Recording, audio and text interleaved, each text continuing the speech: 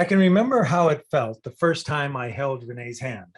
It was our first date, and we were walking along the pier, and I reached into her jacket pocket with my hand, and she instantly approved and clasped her hand in mine. I knew at that moment that I would never wanted to let her hand go. I thought things were going rather well after that, and then just a few short weeks went by, and Renee said, "We need to talk." Now, I've known from past experiences what that really means, so I certainly became a little apprehensive and slightly disappointed, but I agreed to listen to what she needed to tell me.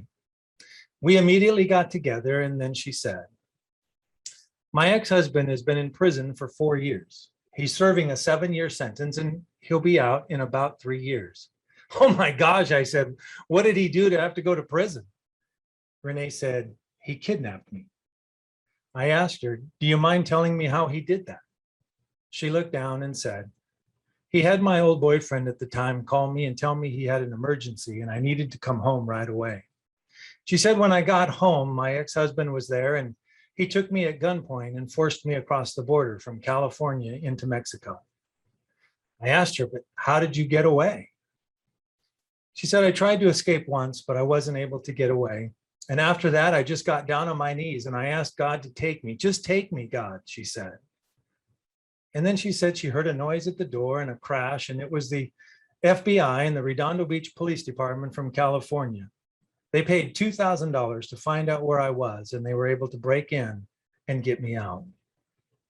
I realized as Renee was telling me her story that day, her concern for myself and my two young girls, ages 4 and 7.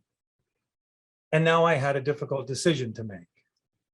Do I walk away and ensure that no danger comes to my girls? Or do I dive into this wonderful relationship with this woman that I've fallen in love with? And all I could think about was how perfectly her hand fitted in mine. And then I realized, well, maybe I don't need to decide right now.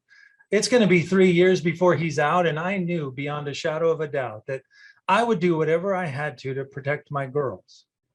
I also knew I would do whatever I needed to for Renee. I knew I would do whatever it took to protect my family and keep us together, even if it meant to move to the other side of the world. As I look back on these last 24 years, which have been the happiest years of my life, my daughters have grown, and Renee's hand still fits perfectly in mine. Thank you.